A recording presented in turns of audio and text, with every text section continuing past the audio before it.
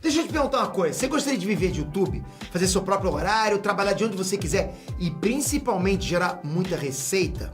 Pois é, hoje é a sua chance. Sabe que eu me lembrei do Matrix, o primeiro Matrix. Não sei se você assistiu. Assisti. O Smith... Não, no segundo Matrix, o arquiteto chega pro Neo e fala que aquela... Sei lá, eu acho que é a 5ª ou 6ª versão do Matrix. Que eles fizeram a primeira versão perfeito. Só que a humanidade odiou aquela versão que tudo dava certo. Eles tiveram que fazer com problemas porque ninguém queria tudo dando certo, entendeu? Mesmo essa realidade criada pelas máquinas. É doido, cara. O ser humano... Mas isso é até estranho. Eu tenho um relacionamento com a Mari que ela é muito pacífico, entendeu? Claro que tem uma treta aqui, mas é muito pacífico. E muitas vezes você fica se pensando mesmo, fala, tá tudo certo mesmo, né? Você fica meio... Será que não tem nada pra gente tretar mesmo? E o ser humano quer treta, né? Que você quer arranjar alguma coisa pra brigar ou pra... E muitas vezes quando tá tudo bem, né? Tem até uma expressão que o pessoal fala assim, como é que tá a vida? Não, tá tudo bem, pô, minha mulher, com os filhos, tudo bem, a grana... Cara, tá tudo bom. Se melhorar, estraga. Não fala isso não, porque a palavra é poderosa. Esse livro aqui, ó, pega aí o... Mas a palavra, eu acredito que a palavra é poderosa também, Primeiro, esse livro aqui, a gente falando sobre México, né? O Dom Miguel Ruiz, ele é o guardião, é um dos maiores mestres vivos do planeta, assim. E ele é um guardião da filosofia tolteca. Que é essa? A tolteca é uma... Dizem que não era nem um povo, era uma filosofia que permeava incas, maias e astecas. Alguns falam que era um povo mesmo, outros falam que era só uma filosofia que permeava todos os povos, mas é uma sabedoria, um povo muito sábio, e ele é meio que o guardião, essa dessa coisa sabedoria. De pai, da mãe dele, que era mestrona e tal. E é de uma simplicidade, e olha, a primeira compromisso, mandamento tolteca aqui é: seja impecável com a sua palavra. As palavras têm imenso poder e não devem ser usadas de modo leviano. Diga apenas aquilo em que acredita, usando corretamente a sua energia. Fuja de fofocas e comentários negativos. Então, eu lembrei porque o pessoal fala, a vida tá boa, se melhorar, estraga. A palavra tem poder, o verbos. Pra que gastar essa tecnologia poderosa e emitir um se melhorar estraga? Não emite isso, não. Não emite essa informação, não. Se melhorar estraga. Ai, quer dizer que só porque ele falou vai acontecer. Não é assim. Não é isso, tem outras variáveis, mas você... É como se vamos dizer que... tá dando um voto, tá dando um votinho pra vamos acontecer. dizer que o universo de probabilidade, você tá puxando... A linhazinha pra dar errado. Pra dar errado. Tá dando um voto. Você tá dando um like pra esse caminho. Pra que dar? Dá não, mano. Exatamente. Não precisa dar. Porque eu não sei o que acontece, cara. Não sei se acontece na sua vida. Imagino que sempre já conversou sobre coisas parecidas. Mas quando você deseja uma coisa intensamente, isso é justo pra você, cara, as coisas acontecem. Acontecem. E por quê? Eu acho que você falou uma coisa interessante, né? Quando você deseja intensamente e aquilo é justo pra você. Porque não adianta você desejar uma coisa que vai te fazer um mal tão grande que... E eu acrescentaria, é justo pra você, a palavra justo é muito forte, né? Porque o que é justo, né? Tem a ver com você ter, sei lá, acumulado as energias ou os créditos pra aquilo acontecer, mas também adicionaria que também beneficia o todo. Sei. Né? Que faz bem pro todo, de alguma forma, né? Então, não é dissonante. E vem do coração, não vem do mego, da ente, que eu quero isso. Porque quando é puro, vamos dizer assim, que eu não sei como é que avalia que é puro, mas acontece realmente. É que a gente sabe, mesmo que a gente não fale, a gente sabe o que é puro, o que a gente tá dizendo e o que não é. Às vezes você fala, putz, eu quero aquele carro, eu quero um dia estudar na França, mas... Você sabe que aquilo... Você tá falando por falar. Tá falando por falar porque... Agora, quando você fala com paixão, fala, cara, eu vou estudar na França porque eu adoro e não sei o que, você enche aquilo lá. E as pessoas que estão do seu lado falam, cara, esse cara vai estudar lá mesmo. Você sente o entusiasmo vem de dentro, né? Não vem de disseram que isso é bom... Ou porque é a moda. Externo, né? Vem de interno. Resumidamente, quando vem de dentro mesmo. E aí, por isso que, pra mim, foi muito importante...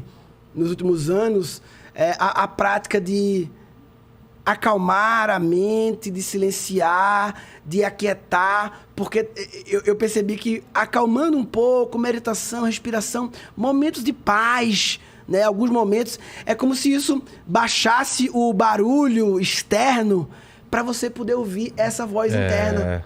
Porque essa voz interna, digamos, do coração, pode-se dizer, ela fala mais baixinho, né? Então tem que dar uma... Se eu fosse resumir você na fase que eu te conheci, que a gente se conheceu, que você era comediante, conhecia seu passado, tudo que você tinha feito e tudo mais, que a gente vai falar disso também, eu resumiria com a palavra inquieto. Você era uma pessoa inquieta.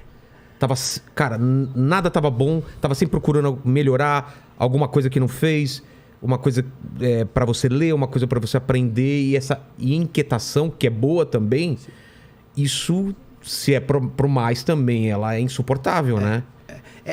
A inquietação, o inquieto, você pode ser o inquieto agitado ou o inquieto calmo. Interessante que ET, o filme, é um dos poucos filmes de ET que os ETs não são do mal, né? Tem outro filme de ET que o ET não é do mal? Cara, pouquíssimos, né? Incrível, né? Eu não lembro de outros. Essa narrativa vai virando padrão. Né? Que nem robô. É que a gente tá tão enfronhado nessa ideia que um dia a gente vai criar uma inteligência artificial que vai se voltar contra nós, que vai acontecer. Isso, vira uma profecia autorrealizável, mano. Para de repetir isso, mano. Para de repetir outra coisa. E talvez também, em relação aos ETs, talvez seja isso que esteja adiando eles de virem. Porque eles veem os filmes, mano, os caras fazem uma bomba em nós. Eu vou chegar lá, os caras vão... Deve ter um código lá nos ETs. Olha, quando a humanidade, os filmes de ETs, pararem, a maioria for de paz, a gente vai. Tem um outro. Contatos imediatos do terceiro grau. Sim. Também são pouquíssimos, né? São pouquíssimos. Eu ando muito no mundo das empresas, né? Esses eventos de empresas que eu vou, faço palestra, faço várias coisas. E aí tem um lance que tá muito na moda, assim, que é falar sobre atendimento humanizado, né? A gente ouve falar, né? Atendimento humanizado, empresa com foco no cliente, né? Centrada no cliente, né? E aí eu tô lá muitas vezes nos eventos e vejo todo mundo falar, não, centrado no cliente, humanizado. Muitas vezes um hospital, atendimento humanizado. Eu fico pensando, como era antes, mano? Como é que era? Você chegava e era um robô. Humano, sempre e não era humanizado. Aí eu fico pensando, se os ETs estão vendo essa conversa, eles devem ficar meio assustados, falando, mano, esses humanos são muito loucos, porque, ó, eles fazem o rolê deles pra eles, mas eles têm que estar discutindo que o negócio que é entre humanos seja humanizado. Ou seja, eles não estão prontos pra gente ir. Não dá, porque eles não se resolvem nem entre eles. Quando o atendimento humanizado for o padrão, que eles estiverem bem entre eles, aí a gente começa a cogitar a possibilidade da gente ir. Porque se a gente for agora, fodeu. Aí é babá. Faz sentido. E a mesma coisa que eu penso quando eu vejo aquela... que você tem que provar que não é robô. Já viu aquele... Não sou um robô. E quando o mundo for dominado por robô? Prove que você não é um humano. Como vai ser esse teste, né? Vai ter um funk rolando e uma câmera pra ver se dança. Não sei. Daí você montou uma estrutura pra ensinar as pessoas. Quando que acontece? Por que você sentiu essa necessidade? Legal. Você fez uma palestra. Sim. E daí pra pulverizar isso? Fiquei fazendo palestras e stand-up, Amigos da Onça, no SBT, aí Comedy Central, aqueles negócios, e fazendo palestra. Aí até que... Mas a comédia não estava mais te satisfazendo ou você ainda era feliz fazendo comédia? Não, era feliz fazendo comédia, era feliz. Eu fazia as palestras e a comédia era feliz, sim. Mas quando as minhas palestras de criatividade, meus estudos começaram a ficar mais profundos, eu vi que eu não conseguia, numa palestra de 1 hora, trazer o que eu queria trazer. Ficava superficial. Falei, eu preciso fazer um negócio mais longo. Vou montar um curso. E aí eu comecei montando um curso presencial na FIAP, aqui em São Paulo. Eram, 3 noites, eu acho, 4 noites. Porque era a evolução na palestra. Palestra em 1 hora. Como é que eu faço agora com 8 horas, 10 horas? Aí eu criei. E até então, eu não tinha intenção de, eu quero que isso vire. Minha intenção eu quero desovar isso que eu estou estudando, porque uma das melhores formas de aprender é ensinar. Quando eu paro para reunir os 50 livros que eu li, a minha experiência, e tenho que fazer um curso de 8 horas, é do caralho, né? Ser arquitetar. Aí eu fiz um curso presencial, na FIAP aqui em São Paulo, em Recife também. Maravilhoso. E isso aqui estava me satisfazendo, desovar aquilo. Beleza. Aí eu ouvi falar da Singularity, a escola da NASA. Foi nessa época? Foi nessa época que foi em 2013 eu ouvi falar, eu fazia palestra, já tinha meu cursozinho presencial, que eu fiz 2, 3 turmas Não era uma coisa que era o foco material financeiro. Não, meu negócio ainda era os stand-up, as empresas e tal, televisão. Quando eu vi num livro sobre essa escola que funciona dentro da NASA, mano, você fica lá 3 meses dentro do parque da NASA, estudando as inovações do futuro, bagulho, eu falei, que negócio massa, Procurando mano. soluções. Quero ir pra esse lugar aí. E aí eu Você apliquei... descobriu isso como? Na internet? Um livro, Abundância, um livro que é do Peter Diamandis, que é o cara que é o dono dessa escola. Ah, tá. No livro dele ele cita. E eu fiquei pensando, que viagem, mano. Como é que é? Fui googlar. Gente do mundo inteiro. Gente do mundo inteiro. Descobri que Tiago Matos, que era o dono da Perestroika, que é uma escola de criatividade, que eu tinha dado aula como professor de criatividade na escola, ele tinha ido. Aí eu falei, Tiago, ele me contou, porra, que louco. Apliquei pra ir lá. O Tiago, que tinha ido, me ajudou, fez uma carta de recomendação, que tinha um peso importante, e eu apliquei como um humorista que estuda criatividade, que estuda como o processo de educação vem bloqueando a criatividade das crianças e que faz palestras e que tem um curso sobre isso e que é um artista. Eu apliquei com isso. Porque a seleção deles não é baseado no inteligência, em QI. É uma mistura. Diversidade. É uma diversidade. É diversidade. Eles não vão querer 5 comediantes lá. Não, de jeito nenhum. Tá. Então, lá tinha galera do mercado financeiro, do fundo de investimento, De tinha que galera países, por exemplo? física quântica. A minha turma tinha 35 países. Só na minha turma, 80 pessoas. Por exemplo, vai falando aí. Indonésia, Japão, a Europa inteira. Nossa, Tinha praticamente... mano. Tinha, além de mim, outras pessoas do Brasil. Ah, tinha? Tinha. Tinha uns... A minha turma foi uma das turmas que teve mais brasileiros. Acho que uns 7 brasileiros de 80, quase 10%. Tinha chileno, argentino, dinamarquês, norueguês, a Europa quase Das toda. mais diversas áreas. Mais diversas áreas. Aí físico, quântico, médico. 80 tinha 5 Idade. médicos. Todos entre 20 e 40. A maioria sendo que uns 2 ou 3 com 60. Tá. E uns 2 ou 3 com... Tinha um com 20, 21, assim, uns novinhos assim. Mas eu era a média de idade. Na época, 30 anos, sei lá, eu era a média, vamos supor. E então... Eu entrei nessa cota mesmo, de educação, criatividade, artista, não sei o quê. Eu acho que eu era o único artista dos 80, o único que era um artista, assim, Entendi. profissional. E aí, quando eu fui pra lá e passei 3 meses lá rola uma lavagem cerebral positiva, utópica, de como fazer coisas que podem impactar positivamente 1 bilhão de pessoas. Tinha um desafio que era como impactar positivamente 1 bilhão de pessoas em 10 anos. Como fazer algo hoje Nossa! que daqui a 10 anos impacta. Então, tinha essa coisa de fazer coisas pro bem, pra ajudar os outros.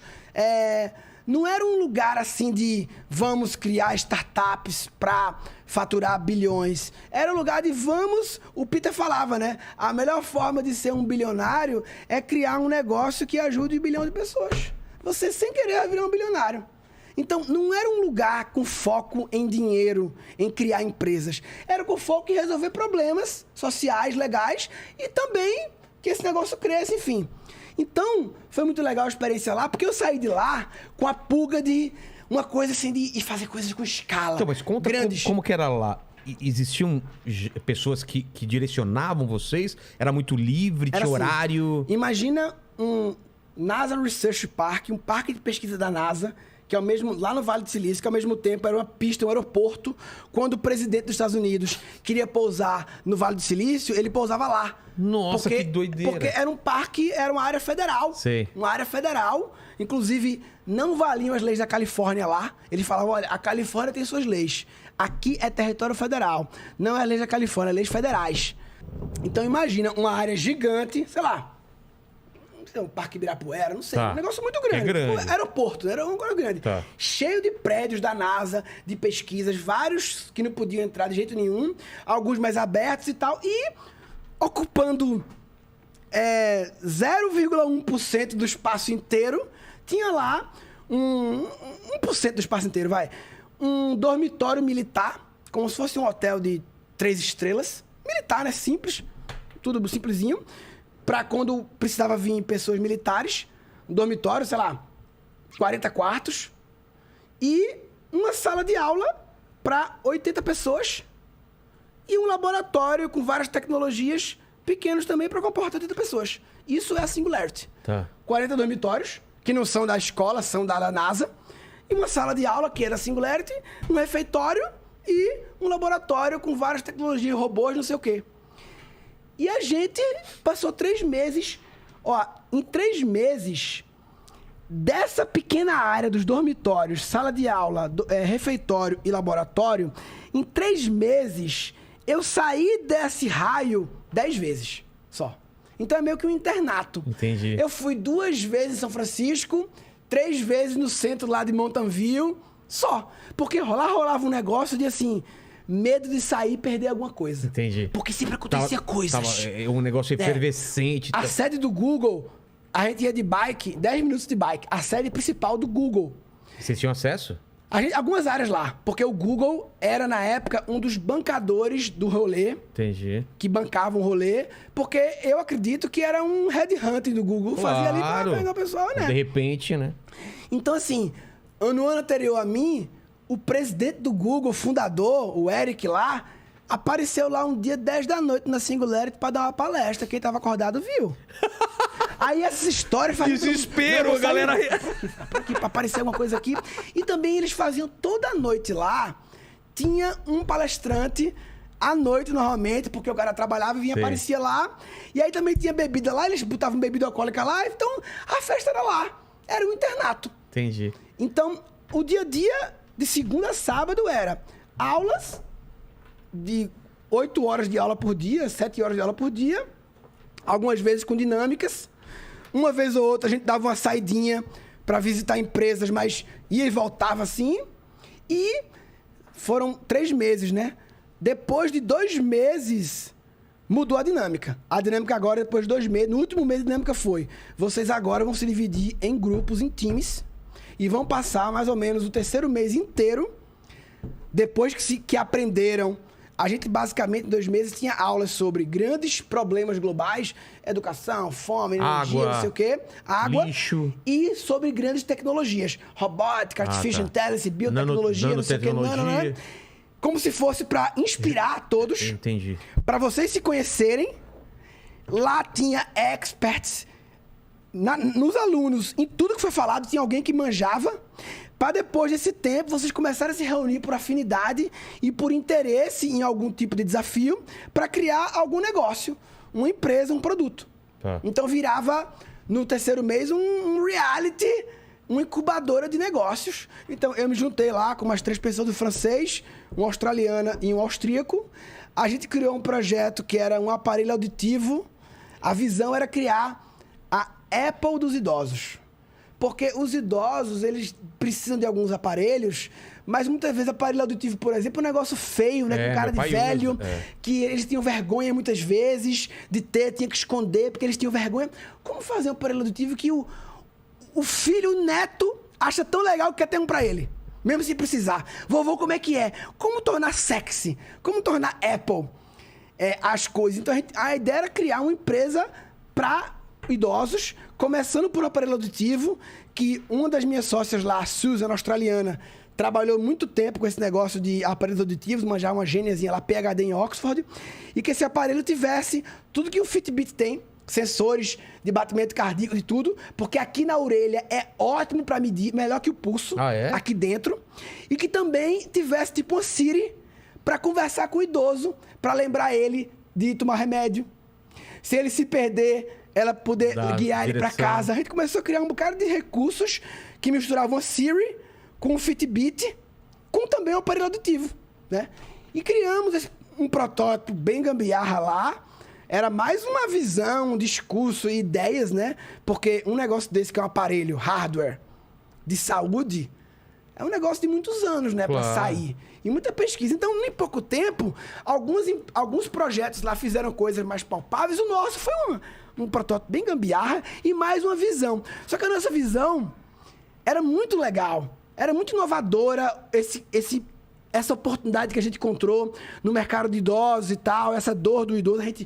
Eu ia lá em campeonato de bocha do Vale do Silício, chegava lá com aquele Google Glass para conversar com os idosos em inglês lá, um cara de velho, pra falar sobre como eles veem tecnologias, tentar falar sobre aparelho auditivo. A gente fazia pesquisa de campo. Era massa, assim, a aventura de, em inglês, no vale, entrar lá um brasileiro pra conversar com os velhos, não sei o quê. Ia no centro de idosos lá. A gente ficou nessa vibe. Mas enquanto vocês estavam desenvolvendo o projeto, vocês viam o que as outras pessoas estavam fazendo? Via ou um era pouco. meio... Não, via porque todo mundo era amigo e falava um do outro e tal. Mas não era uma competição? Tinha um pouco de competição, por quê? Porque no final ia ter uma apresentação e os melhores projetos... Primeiro tinha uma apresentação meio que de brincadeira, assim, logo na primeira semana, só pra saber a ideia do outro. Entendi. Bem vaga. A gente ganhou essa primeira. Ganhou o prêmiozinho lá, tipo Startup Weekend, que chama. A gente ganhou o prêmio do melhor projeto, bem embrionário, na primeira semana. Nosso projeto ganhou. Aí continuava o desenvolvimento. Chegava no final, tinha uma apresentação para uma bancada de investidores do Vale do Silício, para avaliar, e os 3 melhores projetos iam poder apresentar na cerimônia de encerramento, na graduation, Sei. que era no teatro, no Computer History Museum, o teatro que Steve Jobs fazia palestra antigamente lá, para 500 pessoas de todo o Vale do Silício. Então era uma puta oportunidade de levar para frente seu projeto. Então tinha uma competiçãozinha assim, mas todo mundo se ajudava, né? Ajudava o outro. E aí tinha uma dinâmica social, né? De meio Big Brother, assim, no sentido de, porra, era Big Brother, todo mundo dormindo junto. Álcool, tinha treta. Tinha grupo que começava, se desfazia, brigava, aí um saía e ia pra outro grupo. Tinha uma dinâmica social massa, né? Desafiadora, mas massa. E aí, a gente ganhou o Startup Weekend e a gente foi eleito nos 3 projetos que apresentou na cerimônia de graduação lá. E eu fui eleito o orador da turma e fiz uns... É louco, né? Como a vida, porque eu fiz o discurso de colação de grau em 2006, da faculdade lá em Recife. E em 2014, Você também fez 8 anos depois, eu fiz o discurso em inglês lá, Inglês. cheio de piada também. Mas, qual era o grande problema? De continuidade. Por quê? Aí acabava a singularity. E aí? Um brasileiro, um austríaco, um australiano e um francês. Ninguém tem visto pra ficar. É. Todo mundo precisa voltar a resolver suas coisas no seu país. O nosso projeto, especificamente, como não era um aplicativo, era um negócio físico, médico, tem que ter aprovação da Anvisa americana. Era um negócio que, para começar a brincadeira, tinha que ter 50 milhões de dólares e 4 anos de foco total de dedicar a vida para isso. Ninguém quis. Não tinha os 50 milhões de dólares e todo mundo queria voltar pro seu país. Porque também, todo mundo que chegou lá vinha de algum lugar, né? De alguma coisa que fazia. E agora que eu morei na NASA, o que eu já fazia vai ter o recheio, né? Então, nada que eu saiba deu continuidade da minha turma. As amizades, relacionamentos. Mas os projetos não por isso, que cada um esbarrou em questão de visto, não sei o quê. De você indo no Jô novinho, qual que é essa história? Mas tu lembra, tu viu na época, não? Ou tu Eu soube vi, depois? eu não, claro que eu não conectei que era você, mas eu lembro do moleque falando Olha. e quando eu te conheci eu conectei tudo. Porque 97 aquilo me chamou a foi. atenção, cara. 97. Você tinha quantos anos? Eu tinha 13, 14. Qual foi essa história? Foi assim que começou a internet, né? Eu criei um site, bem no começo da internet, assim que começou em 95, Guns Hot Page, que tinha um monte de coisa. Era um portal de entretenimento, né? Um site pornô, na verdade, que era fotos da Playboy, né? Pornô, era foto da Playboy. Tá, compiladas. Escaneava lá, botava lá e bombava. Tinha um monte de coisa a mais, era no portal, músicas, pra você baixar só a melodia, MIDI, piadas. Era um portal que nada eu criava. Eu só catucava outras coisas na internet. A internet na época era bem bagunçada, tinha pouca coisa e bagunçada, eu juntava ali. E aí esse site ganhou um prêmio, IBEST, que voltou agora, né? O IBEST. E aí eu fui no jogo por causa disso, por causa do prêmio. Então nessa época, Mas você imagina. ganhou dinheiro com isso? Chegou a ganhar dinheiro ou não? Eu vendia banner, eu ganhava comissão de afiliados, né? Porque eu botava uns banners de site pornô americano, que já tinha... Em 97 já tinha site pornô americano cobrando membership. Caramba. E aí eu tinha programa de afiliados que eu ganhava comissão em dólar, recebia um cheque em dólar de comissão que eu ganhava de quem clicava no banner. E eu também vendia banner no meu site, dos primeiros e-commerce. Então, ganhava já, com 14 anos eu ganhava assim acho que uns 2, 3 salários mínimos. Vendendo comissão e... Mas nesse momento você não sabia ainda o que você ia fazer da vida, ou já tinha meio encaminhado? Assim, tudo o externo me levava para a carreira de informática. Porque imagina nessa época, internet, ninguém sabia o que era internet.